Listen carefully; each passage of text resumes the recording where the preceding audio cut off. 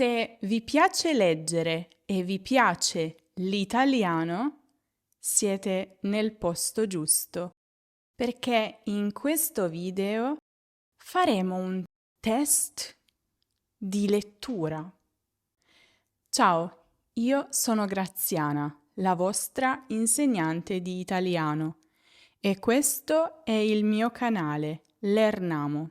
Riuscite a leggere un libro in italiano? Come sarà organizzato il video?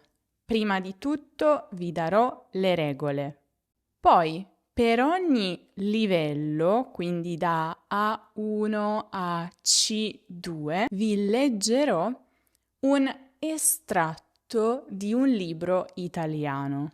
E per ogni brano che vi leggerò, vi farò 2 domande, una di grammatica e l'altra di vocabolario, per vedere appunto quanto ne sapete, e ovviamente vi offrirò le soluzioni e le spiegazioni, ma restate fino alla fine del video per un esercizio di ripasso, sempre con la soluzione. Se ne avete bisogno, prendete carta e penna. Cominciamo subito con le regole. Io leggo il brano, che vedrete anche sullo schermo, e poi su quel brano vi faccio 2 domande. Voi mettete in pausa il video e scrivete, annotate le vostre risposte da qualche parte. Dopodiché vedremo insieme le risposte corrette e scoprirete se avete superato quel livello. Un livello si considera superato se rispondete correttamente almeno a una domanda su 2. E il vostro livello di lettura è l'ultimo livello che riuscite a superare. Ma non vi preoccupate, anche se fate fatica, siamo qui proprio per capire il vostro livello e capire su cosa bisogna concentrarsi di più. Non c'è niente di male. Ah, e mi raccomando, niente dizionario, niente traduttore, niente aiuti, niente telefonate agli amici, SMS, niente internet, niente intelligenza artificiale. Siamo solo io e te. Altrimenti il test non ha senso, perde valore. Vi tengo d'occhio. Primo livello principiante di base, A1. E cominciamo con il libro più tradotto al mondo, Pinocchio, di Carlo Collodi. Anche se, vi svelo un segreto, Collodi non era il vero cognome dell'autore. Lui si chiamava Carlo Lorenzini, ma scelse come nome d'arte il nome del paese toscano della sua mamma, Collodi appunto. Ecco l'inizio del libro, uno degli inizi più famosi della letteratura italiana. C'era una volta un re, diranno subito i miei piccoli lettori. No, ragazzi, avete sbagliato. C'era una volta un pezzo di legno. Un piccolo consiglio prima delle domande. Al livello A1 non serve davvero capire ogni singola parola. Per rispondere vi basta capire il senso generale, quello che si sta dicendo. Domanda di grammatica. Avete sbagliato. Qual è l'infinito di questo verbo?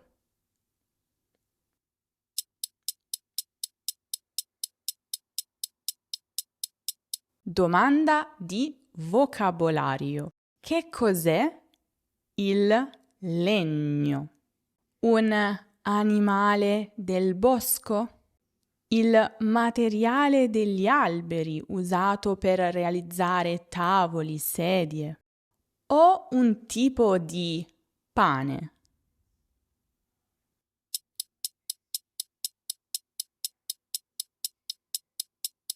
Mettete in pausa il video se avete bisogno di più tempo. L'infinito di avete sbagliato è sbagliare. Sbagliare. Attenzione a pronunciare correttamente questo suono. Gli. Sbagliare.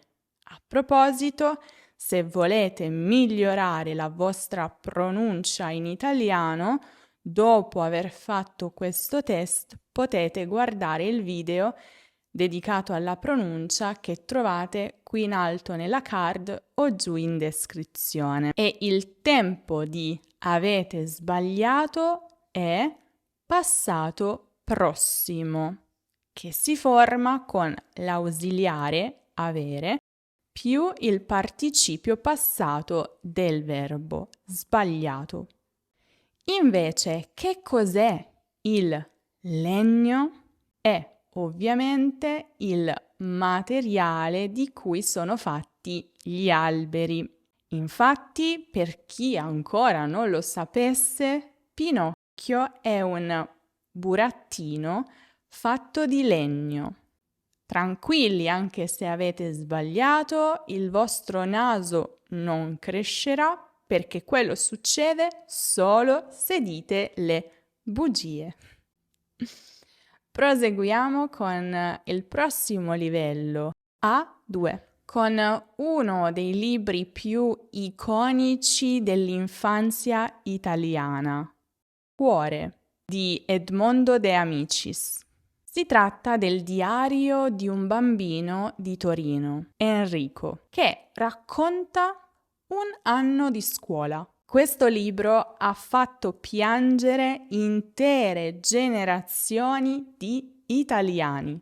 Infatti, piccola parentesi, ancora oggi, quando una storia è molto commovente, sentimentale, diciamo che è da libro cuore. Leggiamo. Oggi, primo giorno di scuola. Passarono come un sogno quei 3 mesi di vacanza in campagna. Mia madre mi condusse questa mattina alla sezione Baretti a farmi iscrivere per la 3ª elementare. Io pensavo alla campagna e andavo di mala voglia. Prima delle domande, alcune note importanti. Passarono. Condusse. Sono al passato remoto. Un tempo che troverete molto spesso nei libri, soprattutto quelli scritti più di 20 anni fa. Per ora vi basta riconoscere che è un passato, un tempo passato, quindi lui sta parlando nel passato. Iscrivere.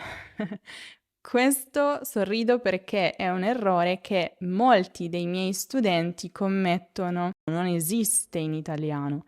Islanda, isola, iscrizione. Ma questa è la forma antica del moderno e corretto iscrivere. Cominciamo con la domanda di grammatica. Quei 3 mesi. Perché si dice, perché usiamo quei e non quelli, quegli?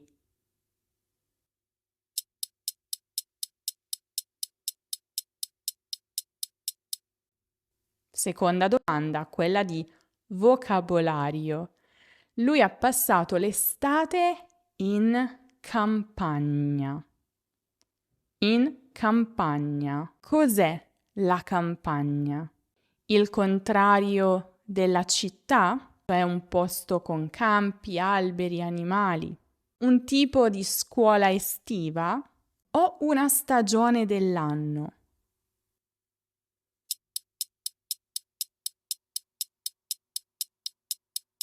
Allora, per poter rispondere correttamente, dovete conoscere come funziona il dimostrativo quello in italiano. Ebbene, dovete sapere che quello davanti a un nome si comporta proprio come gli articoli determinativi. Il, lo, la, il, gli, le. Lo studente, quello studente. Il libro, quel libro. I mesi, quei mesi. Gli amici, quegli amici. Dunque, nel nostro caso, 3 mesi richiede semplicemente l'articolo i 3 mesi. Di conseguenza, il dimostrativo da utilizzare è quei. Se ci fosse stato scritto studenti, sarebbe stato quegli. La campagna, invece, è proprio l'opposto della città. Quindi prati, alberi, aria pulita. Passiamo a contenuti ancora più interessanti perché siamo arrivati al livello intermedio B1 e per l'occasione ho scelto Luigi Pirandello, premio Nobel per la letteratura nel 1934. In particolare ho scelto il libro Il Fu Mattia Pascal, che racconta di un uomo, Mattia Pascal, appunto, che viene creduto morto da tutti. Il fu, infatti, che si trova proprio nel titolo, è un'espressione burocratica che si usa per le persone defunte. Il fu Mario Rossi, per dire che Mario Rossi è morto. Il fu Mattia Pascal e lui, invece di correggere l'errore, ne approfitta per cominciare una nuova vita con un nuovo nome e una nuova identità. Leggiamo insieme. Una delle poche cose, anzi forse la sola che io sapessi di certo era questa, che mi chiamavo Mattia Pascal e me ne approfittavo. Domanda di grammatica. Mi chiamavo Mattia Pascal. Mi chiamavo. Che tipo di verbo è questo? Chiamarsi. E perché qui è all'imperfetto e non al passato prossimo? Domanda invece di vocabolario. Cosa significa approfittarsi di qualcosa? Dimenticare qualcosa? Trarre vantaggio da qualcosa? Avere paura di qualcosa?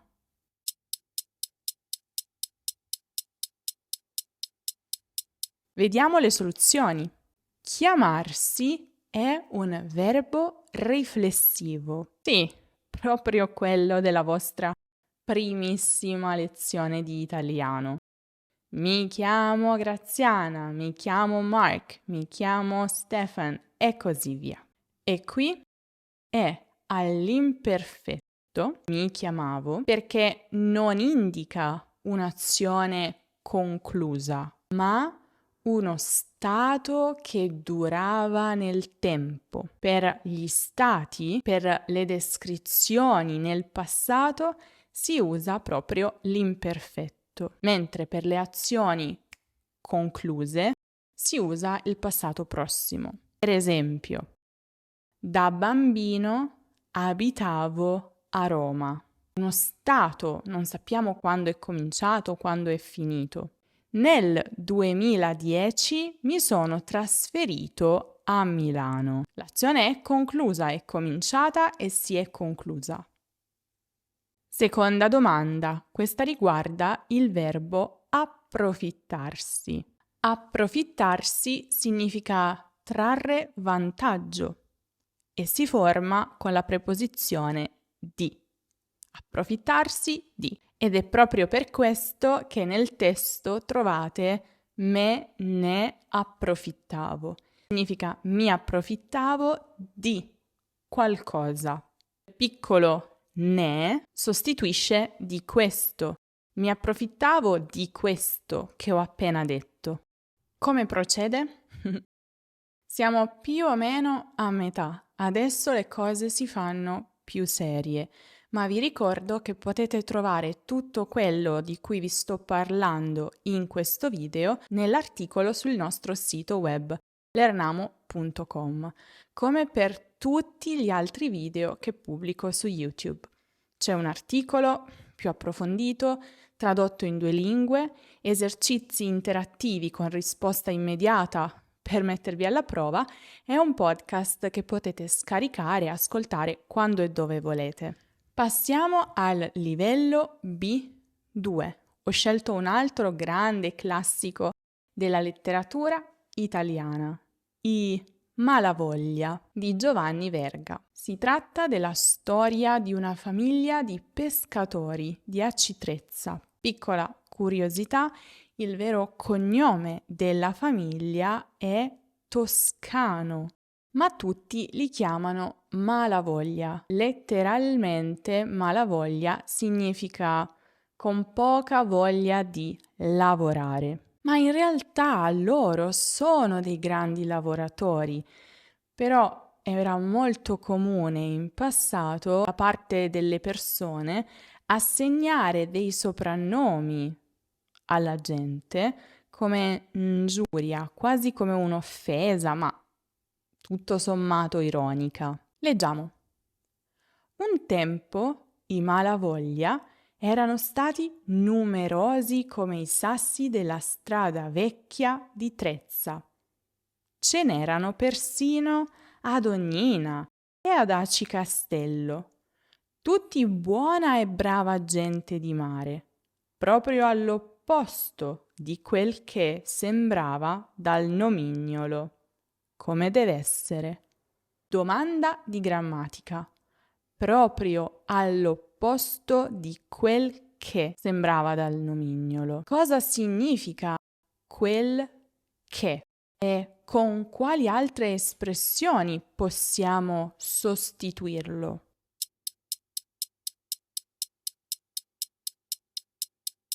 Domanda di vocabolario. Nomignolo. Che cos'è? Un soprannome? Un nome cortissimo come Leo? Un piccolo insulto?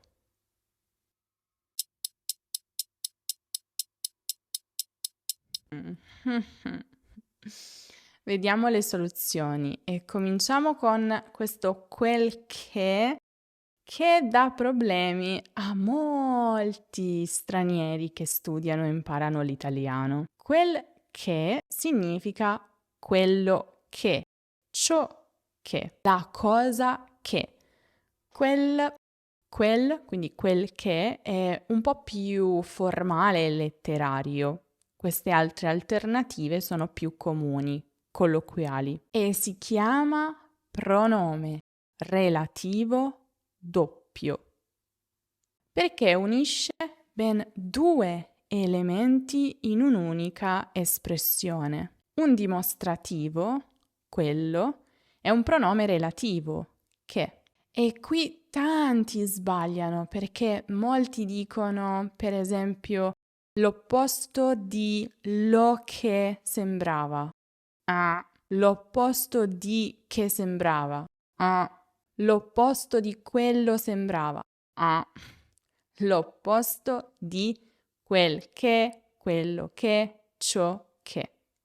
Significa praticamente l'opposto della cosa che il soprannome faceva pensare.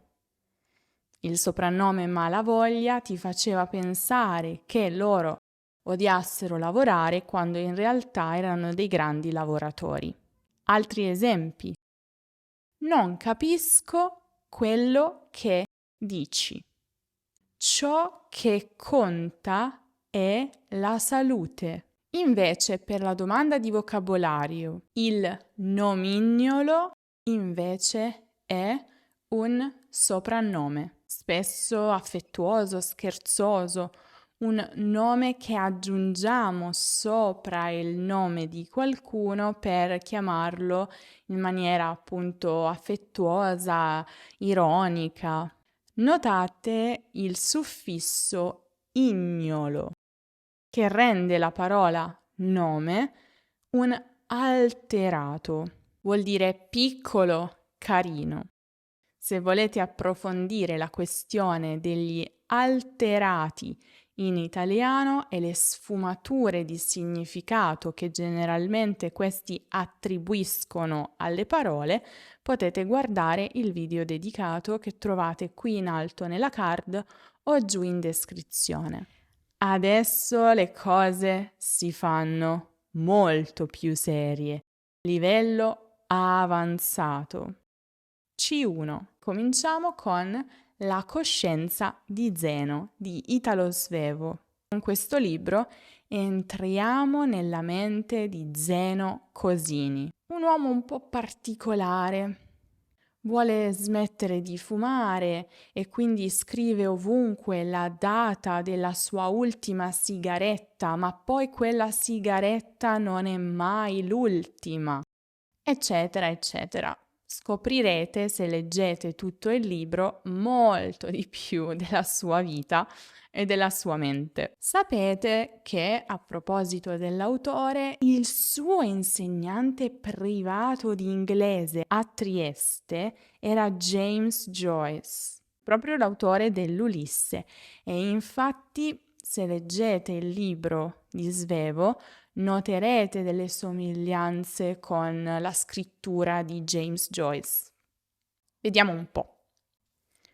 Vedere la mia infanzia, più di 10 lustri me ne separano, e i miei occhi presbiti forse potrebbero arrivarci se la luce che ancora ne riverbera non fosse tagliata da ostacoli d'ogni genere, vere alte montagne, i miei anni e qualche mia ora.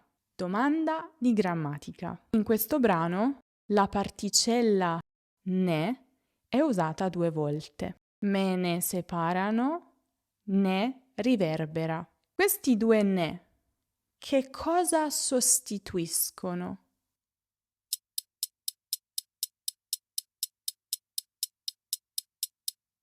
E ora domanda di vocabolario.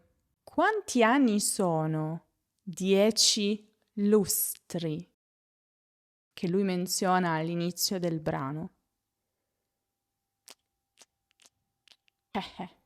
Ve l'avevo detto, le cose si fanno più difficili. Vediamo subito la domanda di grammatica. Questo ne. Vediamo il primo. Vedere la mia infanzia? Più di 10 lustri me ne separano. Cioè, più di 10 lustri mi separano da essa, dalla mia infanzia. Perché il ne in italiano può sostituire da qualcuno o da qualcosa. Per esempio, ho conosciuto la ragazza di Stefano e ne sono rimasta affascinata. Sono rimasta affascinata da lei. Vado in banca alle 9 e ne esco alle 12. Esco dalla banca. Stessa cosa, in questo caso 10 lustri mi separano dalla mia infanzia. E l'altro ne? Se la luce che ancora ne riverbera non fosse tagliata da ostacoli d'ogni genere. Anche in questo caso la luce riverbera da qualcosa, da essa, in questo caso dalla mia infanzia, ancora una volta.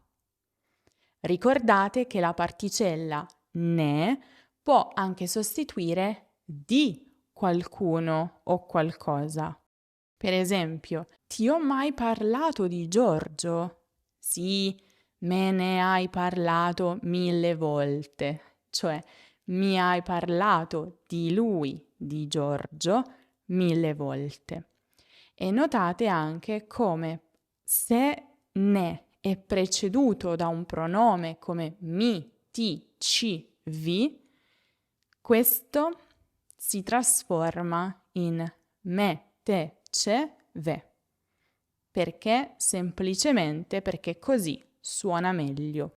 Domanda di vocabolario. Cosa sono questi 10 lustri? Ebbene, dovete sapere che un lustro sono 5 anni.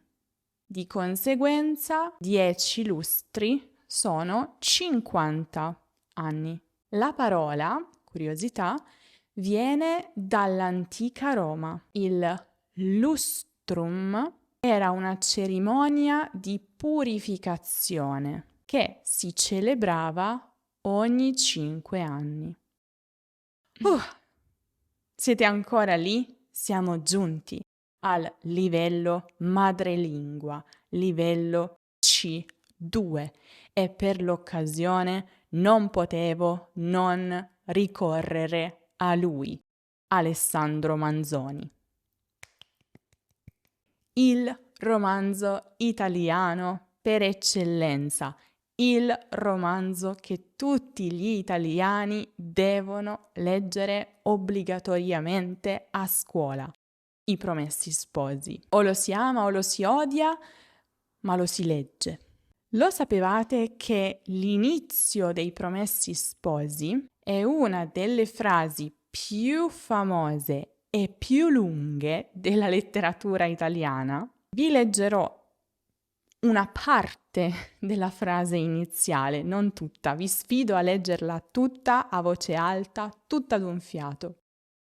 Quel ramo del lago di Como che volge a mezzogiorno tra due catene non interrotte di monti, tutto a seni e a golfi, a seconda dello sporgere e del rientrare di quelli, vien quasi a un tratto a ristringersi e a prender corso e figura di fiume, tra un promontorio a destra e un'ampia costiera dall'altra parte.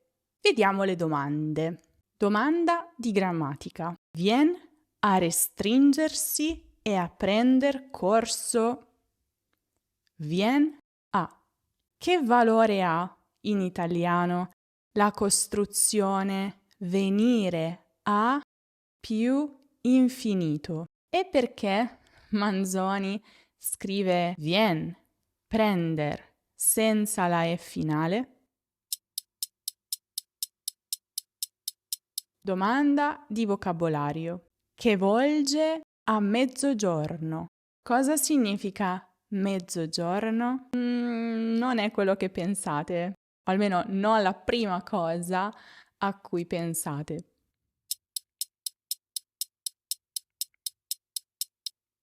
Mettete in pausa il video come sempre se ne avete bisogno. Soluzioni. Venire a più infinito indica un processo graduale, un arrivare poco a poco a, cioè in questo caso il lago lentamente arriva a restringersi fino a prendere la forma di un fiume. E poi perché vien, prender, sono scritte senza la E finale? Perché sono esempi di troncamento, la caduta della vocale finale, tipica soprattutto dello stile letterario. Non è qualcosa che facciamo nella vita di tutti i giorni. Amor, cuor, ciel. Molto poetico. E mezzogiorno? No, Mezzogiorno in questo caso non indica l'orario, cioè le 12. Qui mezzogiorno significa sud. Il sud si può chiamare anche meridione, in opposizione al nord, settentrione, ma soprattutto in contesti molto formali, letterari, si può chiamare anche mezzogiorno. Non a caso esiste proprio un quotidiano italiano chiamato La Gazzetta del Mezzogiorno. Lo sapevate? Se avete superato il livello C2 di lettura, è ora di mettervi alla prova con un bel test di vocabolario avanzato, livello C2, che trovate qui in alto nella card o giù in descrizione. Non andate via perché adesso c'è un esercizio di ripasso. Però prima, se ancora non lo avete fatto, vi consiglio di scaricare il nostro libro completamente gratuito. Perché si dice?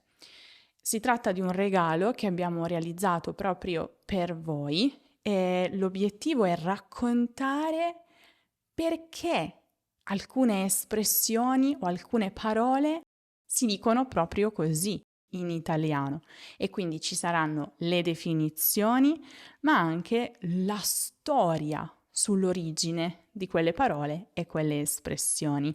Potete scaricarlo a questo link che come sempre vi lascio anche in descrizione. E sì, è molto carino, colorato e in particolare mi sono concentrata sulle espressioni che in qualche modo riguardano altri paesi, perché si dice pan di Spagna, bacio alla francese e così via.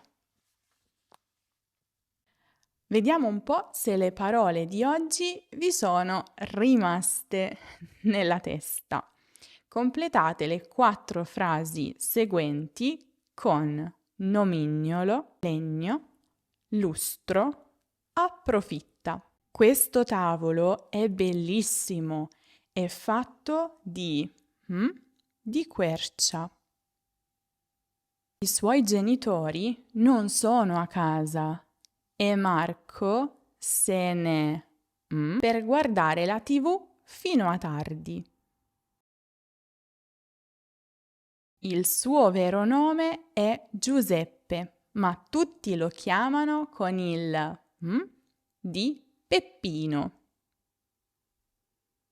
Non vedo il mio amico Luca da cioè da ben 5 anni. Prima di darvi le soluzioni, se davvero vi piace leggere, allora quel che non deve mancare sulla vostra mensola è il nostro libro di grammatica un po' particolare. Il principe Marco e le parole del mondo. In questo libro vi offriamo una storia, la storia proprio del principe Marco, che non voleva studiare le lingue straniere perché pensava che fossero inutili, ma il suo maestro lo costringe a fare un viaggio in giro per il mondo e lui incontrerà tantissime persone, tantissime culture, tantissime parole nuove. Come è organizzato questo libro? Ci sono vari capitoli e in ogni capitolo ci sono ovviamente le avventure del principe Marco, ma ogni capitolo si concentra su alcuni determinati argomenti di grammatica. Dopodiché, alla fine del capitolo ci sono le domande per verificare se avete capito, domande di comprensione, e poi c'è tutta la parte di ripasso grammaticale di quegli argomenti che sono un po' il focus in ogni capitolo. Appunto c'è poi tutta la spiegazione grammaticale con più esempi. L'obiettivo del libro è offrirvi un supporto a ogni livello e quindi parte dal livello base con argomenti di livello A1 fino ad arrivare ad argomenti avanzati di livello C2. un po' come abbiamo fatto oggi con questo video. E se volete farlo vostro potete acquistarlo a questo link che come sempre vi lascio anche in descrizione. Fatemi sapere cosa ne pensate, se lo acquistate e se lo leggete. Detto questo, vediamo un po' le soluzioni. Questo tavolo è bellissimo, è fatto di legno di quercia, molto pregiato. I suoi genitori non sono a casa e Marco se ne approfitta per guardare la TV fino a tardi. Sfrutta questa situazione. Il suo vero nome è Giuseppe, ma tutti lo chiamano con il nomignolo, cioè il soprannome di Peppino. È molto comune in Italia chiamare qualcuno Peppino dal suo nome Giuseppe. Non vedo il mio amico Luca da un lustro, cioè da ben 5 anni. Com'è andata? Fatemelo sapere nei commenti, ma soprattutto fatemi sapere nei commenti il vostro risultato del test e se volete ne posso realizzare degli altri. Ci sono tantissimi libri molto interessanti e utili per imparare. Detto questo, io vi saluto, vi ricordo di seguire l'Ernamo su tutti i social, iscrivervi al canale YouTube se ancora non lo avete fatto perché ci aiuta tanto, così come lasciare un mi piace al video. Davvero ci aiuta e lo promuove a più persone che stanno imparando l'italiano. E io vi saluto, ma vi aspetto prestissimo in un nuovo video.